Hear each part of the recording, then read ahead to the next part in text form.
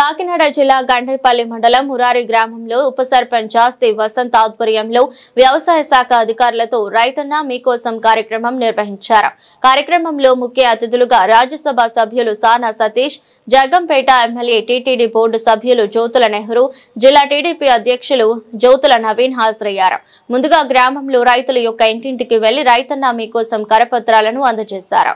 ప్రభుత్వం అన్నదాతలకు అందిస్తున్న పెట్టుబడి సాయంతో పాటు వివిధ పథకాల గురించి వారికి వివరించారు.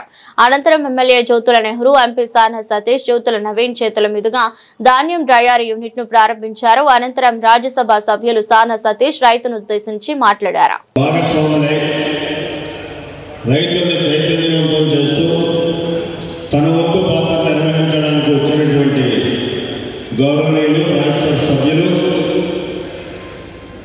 మరి నాకు పుత్ర సమానుడు సతీష్ బాబు,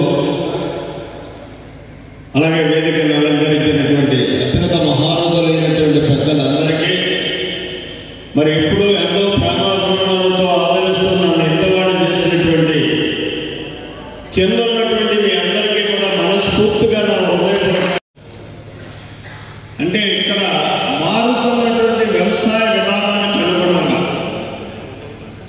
ఈనాడు ఉన్నటువంటి కాలమాన పరిస్థితులకు అనుగుణంగా రైతాంగాన్ని చైతన్యవంతం చేసి వ్యవసాయంలో గిట్టుబాటు రైతుగా మిగల్చడానికి ప్రయత్నం చేసేటటువంటి కార్యక్రమంలో భాగంగానే ఈ కార్యక్రమం ఒక వారం రోజులు రోజుకి 5 రైతులను కలిసి మాట్లాడాలి. ఆ మాట్లాడిన దాంట్లో వాళ్ళు చెప్పేదంతా వినడం, మనం చెప్పాలనుకున్న దాన్ని చెప్పడం, ఈ రెండింటితోటి సమన్వయం చేసుకుని ప్రభుత్వానికి కొన్ని సూచనలు చేసేటటువంటి కార్యక్రమం కోసమే గౌరవ ముఖ్యమంత్రి చంద్రబాబు నాయుడు గారు ఈనాడు రైతన్న మీకోసం అనేటటువంటి ఈ కార్యక్రమాన్ని పెట్టడం జరిగింది. అందులో భాగంగా మనం చూసుకుంటే మరి వాళ్ళు మనం ఎక్కువ విలువగా వాడేటటువంటి ఎరువులు, ఎందుకంటే అందులో మురారి గ్రామంలో ప్రత్యేకంగా మనం చూసుకుంటే ఎక్కువ దాల్వా సాల్వా రెండు కూడా పంటలు అతిగా పండించేటటువంటి రైతాంగం ఉన్నారు ఇక్కడ. అలాగే పొగాకు, అదే రకంగా పామాయిల్, ఇంకా ఇతర పంటలు. ఏ పంట కొత్తగా వచ్చినా సరే ఆ పంటని ఇక్కడ చెయ్యాలి అనేటటువంటి ఒక తపన ఉన్నటువంటి రైతులు మురారి గ్రామంలోని ఈ మండలంలోనే ఉన్నటువంటి పరిస్థితి. మా నియోజకవర్గంలో వ్యవసాయానికి పేరు పెట్టేది, వ్యవసాయానికి పేరు పెట్టినటువంటి ప్రాంతంగా గండైపల్లి మండలాన్ని మనం గుర్తించుకోవచ్చు. ఎందుకంటే నిజంగా గప్పరాజు గారు వెనకబడిన ప్రాంతం అంటే అందుకోసమే ప్రత్యామ్నాయ వర్గాలను కూడా మనం అన్వేషించాల్సినటువంటి అవసరం ఉంది. మన ప్రాంతంలో మనం ఇవాళ ఇండస్ట్రీస్ని తెచ్చుకోవాలి. ఉదాహరణకి వాడుకోండి, మన వస్తుంది ఇక్కడ చక్కగా ఒక డయర్ ఏర్పాటు చేశాం. ఆ డయర్ ద్వారా మనం పచ్చదాన్యం కోయడానికి అలవాటు పడ్డాం. పచ్చదాన్యం కోసం పచ్చిసరుకు యొక్క పరిస్థితి ఏ రకంగా ఉండదో మీకు తెలియదు కాదు. వాడు ఏ రేటు చెప్తే ఆ రేటు మనం ఆ రోజు పంపించాలి, లేకపోతే దాన్ని మనం నెట్లో పెట్టుకోలేము. కానీ ఇటువంటి వనరులు ఉన్నట్టయితే ఈ డయర్ ద్వారా దాన్ని మనం ధాన్యాన్ని ఆరబెట్టుకుంటాం. ఆ ఆరబెట్టేటువంటి సరుకుని గిట్టుబాటు ధర వచ్చే వరకు కూడా ఆరోగ్యం అమ్ముకోవడానికి అవకాశం ఉండేటటువంటి పరిస్థితులు ఉంటాయి. అంటే ఇది సాంకేతిక పరిజ్ఞానంలో వచ్చేటటువంటి పరిణామాలన్నింటినీ కూడా రైతాంగం వాడుకోవాలి అనడానికి దీన్ని ఒక నిదర్శనంగా తీసుకోవచ్చు. ఇవాళ నేను ఆలోచన చేస్తాను, మనకు మార్కెట్ కమిటీ ఉంది.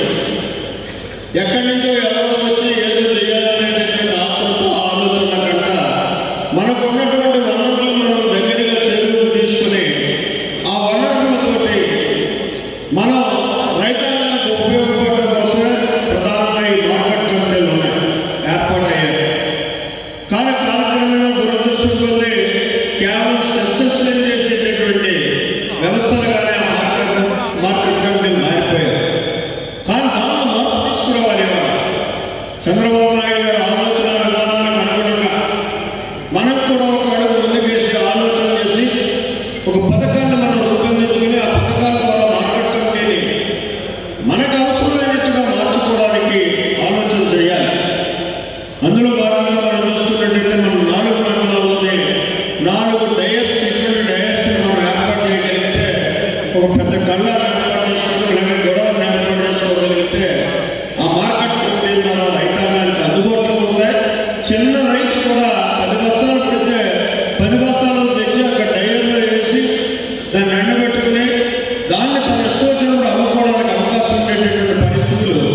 కలిగేటటువంటి విధానంలో ఆలోచన చేయాలి. దానికి మరి మా చైర్మన్ కూడా ఉత్సాహంతో ఇటువంటి నూతనంగా చేయాలనేటువంటి తపన ఉన్నాడు. అయితే నిధులైతే మా దగ్గర ఉన్నా కానీ మా చేతుల్లో సంతకం పెడితే రిలీజ్ అవ్వడానికి అవకాశం లేదు. దాన్ని ఒక పథకాన్ని మనం తయారు చేసుకుని ఈ 4 ప్రాజెక్టులను కూడా తయారు చేసి మనకు 4 మండలాల్లో కూడా భూములు ఉన్నాయి మార్కెట్ కమిటీకి. ఆ భూముల్లో ఈ కార్యక్రమాలు తీసుకుని రైతాంగానికి చేరువుగా దగ్గరగా ఉపయోగపడేటటువంటి విధానంలో కనీసం నెక్స్ట్ ఖరీఫ్ సీజన్ కన్నా అట్లా తయారు చేసుకునేటటువంటి పర్మిషన్ ప్రభుత్వంతో చంద్రబాబు నాయుడు గారితో తీసుకునేటటువంటి ప్రయత్నానికి ఇవాళ ముఖ్య అతిథిగా వచ్చినటువంటి సతీష్ గారు ఇందులో ఆయన కూడా భాగస్వామి. మరి ఆయన కూడా దీన్ని సహకరించాలి. ఎందుకంటే ఇక్కడ ఒక మార్కెట్ కమిటీ పూర్తవుతుంది. కేంద్ర ప్రభుత్వం నుంచి కూడా దానికి సబ్సిడీలు కానీ వచ్చేటటువంటి వనరులు నిధులు కానీ తేవడానికి కావాల్సినటువంటి కార్యక్రమాలను సహకరించాలి. దానికి సరిపడినటువంటి మరి ప్రోత్సాహాలంతా తయారు చేసి మేము సతీష్ గారికి ఇస్తాం. ఇక్కడ మనం ఒక మోడల్ ప్రాజెక్టుగా జగన్మోహన్ నియోజకవర్గంలో 4 డయర్ ప్లాంట్లని మనం పెట్టుకెళ్ళినట్టయితే ఇక్కడ రైతాంగాలకు ఉపయోగపడమే కాకుండా ఇది పక్క నియోజకవర్గాలకు కూడా ఆదర్శం అవుతుంది. ప్రతి రైతు దీన్ని ఉపయోగించుకునేటటువంటి పరిస్థితి ఉంటుంది.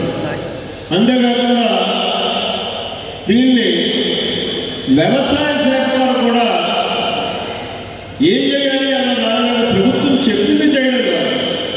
ఇక్కడ అవసరాలకు అనుగుణంగా పథకాలు తయారు చేసి ప్రభుత్వానికి తెలియజేయాలి. ఆ తెలియజేసినప్పుడు అవసరాలను ప్రభుత్వం గుర్తిస్తుంది. గుర్తించినటువంటి కార్యక్రమాలు రూపొందిస్తుంది. రూపొందించినటువంటి కార్యక్రమాల ద్వారా రైతాంగానికి ఉపయోగపడేటువంటి పరిస్థితి ఉంటుంది. ఇవాళ రైతాంగం మీకోసం చెప్పేసి ప్రోగ్రాం పెట్టింది. అందరూ రైతుల దగ్గరికి వెళ్ళండి, కలండి, మీరు తెలుసుకుని రిపోర్ట్ మాకు ఇచ్చేయండి అంటే ఒక రిపోర్ట్ మా బాధ్యత అయిపోయి ఇచ్చేసామని చెప్పేసి వ్యవసాయ శాఖ వారు కానీ అనుకుంటే మాత్రం అది కరెక్ట్ కాదు. ఎప్పటికప్పుడు ఉత్తర జరుపుకొని రైతాంగానికి ఉపయోగపడేటటువంటి విధానం పెద్ద భూతంలో ఉండేటటువంటి ఉడికోత యంత్రాలు వచ్చాయి మన ఊరికి. అవి వెళ్తే దిగబడిపోతే పీకల పోయేవాళ్ళు లాగా పోయేవాళ్ళు. కానీ ఇవాళ మారినటువంటి పరిస్థితులు కనుగొనగా సాంకేతిక పరిజ్ఞానాన్ని ఉపయోగించి ఎంత బాల్యాన్ని సరే వరి చక్కగా కోసి ధాన్యాన్ని పరిశుభ్రంగా మనకు తెచ్చిచ్చేటటువంటి యంత్రాలు ఇవాళ తయారయ్యాయి. దానికి ఇవాళ ప్రభుత్వం కూడా సబ్సిడీ ఇస్తున్నటువంటి పరిస్థితి ఉంది. ఇంకా దాని ఈ టర్మ్లో మాత్రం గత 2014-19 వరకు కూడా మనం ఇవ్వడం జరిగి మళ్ళీ ఇప్పుడు కూడా ఇచ్చేటటువంటి ఆలోచనలు ప్రభుత్వం ఉంది. ఖచ్చితంగా ఇవ్వడం కూడా జరుగుతుంది. అలాగే ట్రాక్టర్స్, అలాగే చిన్న ట్రాక్టర్లు, అలాగే రకరకాల యంత్రాలు. మరి గత ప్రభుత్వంలో మనం చూసుకుంటే ఏవి కూడా రైతాంగానికి ఇవ్వనటువంటి పరిస్థితి. వాళ్ళు చెప్పింది ఏం చెప్పారు? రైతు భరోసా. ఏమండి 7,500 రూపాయలు ఇచ్చేస్తే రైతు భరోసా అయిపోతుందా?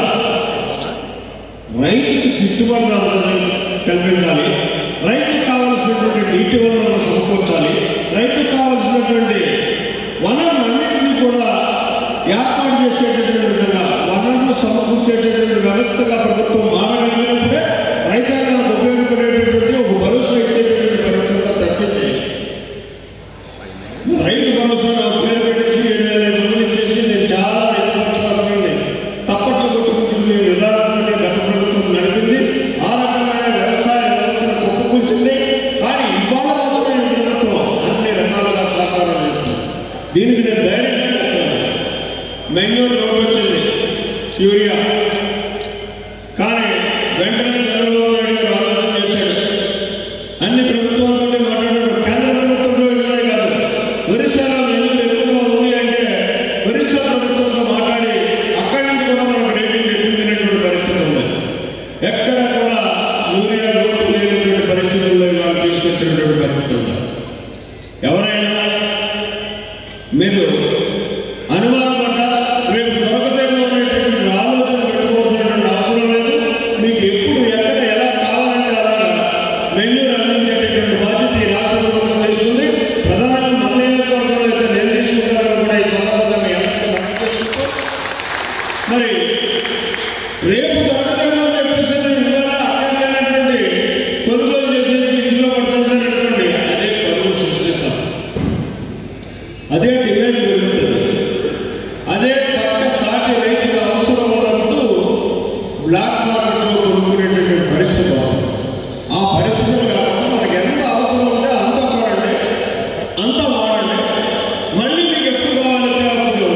డిమాండ్ అడగండి, మేము తెచ్చి మీకు ఇచ్చేటటువంటి బాధ్యత మాది అని చెప్పి సందర్భంగా మనం చేసుకుంటూ మరి ఈరోజు చాలా ఆనందంగా ఉంటుంది. ఇంకా ఎన్నో విషయాలు మనం చర్చించుకోవాలి.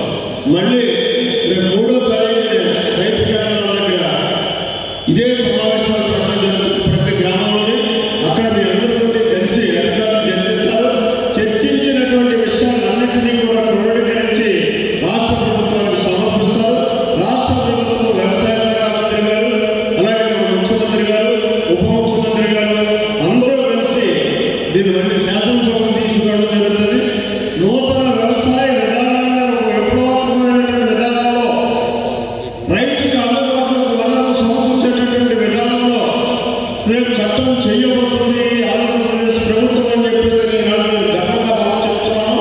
అందుకోసమే కట్టుబడి చంద్రబాబు నాయుడు ప్రభుత్వం అని చెప్పి తెలియజేసుకుంటూ మరి కాలాతీతమైనటువంటి సందర్భంలో ఇప్పుడు మళ్ళీ హైదరాబాద్ మన ముఖ్య అతిథి హైదరాబాద్ మళ్ళీ నేను విజయవాడ. అందరికీ నమస్కారం. ముందుగా సభను అలంకరించిన పెద్దలు జ్యోతిర్నగర్ గారు, నా తండ్రి సమానులు, వారికి ఆధారం. దీంట్లో ఈరోజు నేను జగన్పేట కార్యక్రమంలో పాల్గొనడానికి మొదట నెహ్రూ గారికి ఫోన్ చేసి ఇలా వస్తున్నాను, జగన్పేట చేద్దామని అంటే మీ కార్యక్రమం చేద్దామన్నారు. అనుకోని కారణం వల్ల కొద్దిగా ఆలస్యం అయింది రావడం 2-3 కార్యక్రమాలు. ఈరోజు ఈ రైతన్న మీకోసం కార్యక్రమం మేము రాష్ట్ర ప్రభుత్వం ఎందుకు చేస్తుంది అంటే, మేము ఇచ్చిన ఏదైతే రైతు అమౌంట్ అకౌంట్లో పడ్డాదా లేదా అనేది ఒక విషయం అయితే, రెండోది మా గౌరవ ముఖ్యమంత్రి గారు చంద్రబాబు నాయుడు గారు నమ్మిన సిద్ధాంతం రైతు బాగుండాలి, రైతు బాగుంటే గ్రామం బాగుంటుంది, గ్రామం బాగుంటే రాష్ట్రం బాగుంటుంది. ఇది ఆయన బలంగా నమ్మిన సిద్ధాంతం.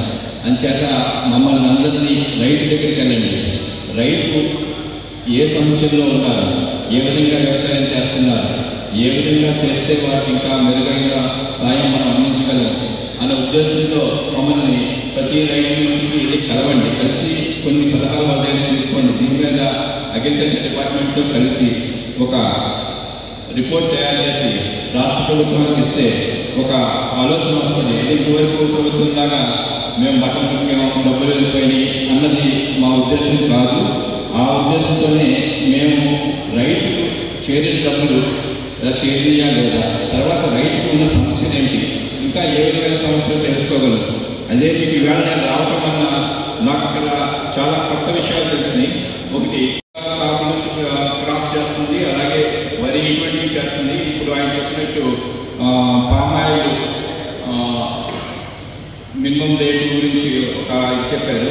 అలాగే రకరకాల సమస్యలు ఉన్నాయి. ఈ సమస్యలన్నీ మేము ఇక్కడ రావడం వల్ల మనకు తెలుస్తాయి. అయితే మీ గౌరవ ఎమ్మెల్యే గారు నెహ్రూ గారు నాకు తెలిసినట్టుగా వ్యవసాయం ఆయనకు తెలిసినట్టు ఎవరికీ తెలియదు. ఆయన అన్ని రకాలుగాను అంత అనుభవం ఆయనకు ఉంది. ఆయన మీకు ఒక విషయం చెప్పాలంటే 95-96లో నేను కొంచెం ఆత్మనిర్భరంగా ఉన్నవాడిని. అప్పుడు హైదరాబాద్లో ఆయన కలిసినప్పుడు ఆయన చాగన్నాడు, పుష్కర ఇటువంటివన్నీ మాట్లాడేవాడు. నాకు అసలు అర్థమైంది, మాది మట్టి ప్రాంతం, మాకు వాటర్ కావాలి. ఇప్పుడు కూడా మీరు రాష్ట్రమైన వెంటనే ఫస్ట్ టైం ఆయన అడిగింది అంటే మన ఏరియాలో ఇంకా ఎలా చేయాలి, ఇంకా ఎంత వాటర్ తీసుకురావాలి, ఇటువంటివి మాట్లాడతారు. అంచేత మీ అందరికీ చెప్పగలిగేదంటే ఇంత మంచి ఎమ్మెల్యే గారు రైతులు ఏ విధంగా ఆలోచించట్లేదు. ఆయన సాటి రైతుగా అన్ని తెలుసు. మీ చిన్న చిన్న విషయాలు ఏమన్నా కూడా గవర్నమెంట్తో మాట్లాడి ఇది చేయగలం. ఆయనకున్న సామర్థ్యం మేమంతా చాలా చిన్నపిల్లలు ఆయన దగ్గర. ఆయన ఏదైనా సాధించగలరు. రైతుల విషయంలో నేను నాకు తెలిసినట్టుగా రైతు అంటే ఫస్ట్ నెహ్రూ గారే గుర్తొస్తారు. ఎందుకంటే అప్పుడు ఏం చేస్తారంటే నేను వ్యవసాయం చేస్తాను. అప్పుడు ఈ పుష్కర గురించి రెగ్యులర్గా ఆయనతో హైదరాబాద్ వచ్చి ఇరిగేషన్ డిపార్ట్మెంట్లోని వాళ్ళతో వచ్చినప్పుడు నేను ఆయనతో కలిసేవాడిని. ఈయన అవగాహన వాటర్ ఎక్కడి నుంచి ఎలా వెళ్తుంది, రైతు ఎలా ఉంటారు, ఈ పామాయిల్ వేస్తే ఏంటి, పామాయిల్కి అంతర్కంటే అయితే ఏంటి అన్నది ఆయనకి బాగా అనుభవం ఉంది. ఆ అనుభవంతో మీ అందరికీ కూడా మంచి దిశకు తీసుకెళ్ళి ఏ సమస్య వచ్చినా వెంటనే ఆయన నేర్పొచ్చగలరని చెప్తున్నాను. ఇంకొకటి, మేము రాష్ట్ర ప్రభుత్వం కూడా పర్టికులర్గా మీకు చెప్పగలిగేది అంటే ఎవరు రైతు, ఈ రైతు ఇలా చేస్తే ఇంత సమస్య వస్తుంది, లేకపోతే ఇలా పండించమని సమస్య వస్తుంది. దీనికి అగ్రికల్చర్ డిపార్ట్మెంటే కాకుండా మా నాయకుల్ని, మా క్యాడర్ని కూడా దీంట్లో ఇన్వాల్వ్ చేస్తున్నాం. అదే ప్రత్యేక పద్ధతిలో, అంటే సేంద్రీయ పద్ధతిలో ఎలా చేయాలి, లేకపోతే కొత్త పద్ధతిలో ఎలా చేయాలి, ఇటువంటివన్నీ కూడా మేము కూడా అవగాహన కల్పించుకుంటున్నాం. మేము అవగాహన కల్పించుకుని రైతుల దగ్గరికి వెళ్ళి మాట్లాడుతున్నాం. ఇదంతా మీకు ఎందుకు చెప్తున్నా అంటే, రాష్ట్ర ముఖ్యమంత్రి గారికి రైతు మీద ఉన్న ఒక అభిమానం, రైతు బాగుంటేనే రాష్ట్రం బాగుంటుంది అన్న దాంతో ఇదంతా ముందుకు తీసుకెళ్తున్నాం. ఇదివరకు రోజుల్లో ప్రతి ఒక్కళ్ళు ఒక ఐటీ కంపెనీ ఇంకోటి అనేవారు, కానీ ఈవేళ 5 ఎకరాల రైతు రాష్ట్రానికి చాలా పట్టుకొమ్మగా చెప్పగలుగుతున్నాం. అంచేత మీరందరూ ఏం చేయాలంటే, రైతులు ఈ సమస్య ఉంది, ఈ సమస్య లేదు, లేకపోతే ఈ సమస్య వలన మనం ఇంకా పెంచుకోగలం. ఇప్పుడు ఆయన రైతు పామాయిల్ రేటు గురించి చెప్పారు. ఇటువంటి సమస్య మాకు వెంటనే తీసుకొస్తే మీకు ఒక విషయం చెప్పాలి. పామాయిల్ మినిమం ప్రైస్ గురించి చెప్పినప్పుడు మేము ఢిల్లీలో ఉండగా ఒకసారి చంద్రబాబు నాయుడు గారు ఢిల్లీ వచ్చి మిర్చి పంటకి రేటు తగ్గిపోయింది అని మీటింగ్ అని వ్యవసాయ శాఖ మంత్రి కామర్స్ మినిస్టర్ దగ్గరికి వచ్చారు. నేను మిర్చి పంట వేసేది మన వైపు మిర్చి పంట తక్కువ ఉంటుంది, మిర్చి పంట వేసేది చాలా తక్కువ మంది వేస్తారు, దీనికోసం సీఎం గారు ఢిల్లీ వచ్చి మాట్లాడుతున్నారు. అంటే ఈ మిర్చి పంట గుంటూరు కొన్ని ఏరియాలో వేసినా కూడా ప్రతి రైతు నష్టపోకూడదు, ఈ క్రాప్లో తక్కువ రాకూడదు అనే ఆలోచన ఆయనకి చాలా బలంగా ఉంది. అంచేత ఏ రైతు కూడా నష్టపోకుండా చూసుకోవాల్సిన ఆలోచన ఆయన బలంగా చేస్తున్నారు. మీరు దాని గురించి ఏ విధంగా బాధపడాల్సిన అవసరం లేదు. మీ అంతర్ పంటలు కానీ, పొగాకు కానీ, పామాయిల్ కానీ మినిమం ప్రైస్ వచ్చేటట్టు ప్రభుత్వం కట్టుబడి ఉంటుంది. ఈ అవకాశం అందరికీ కూడా ధన్యవాదాలు.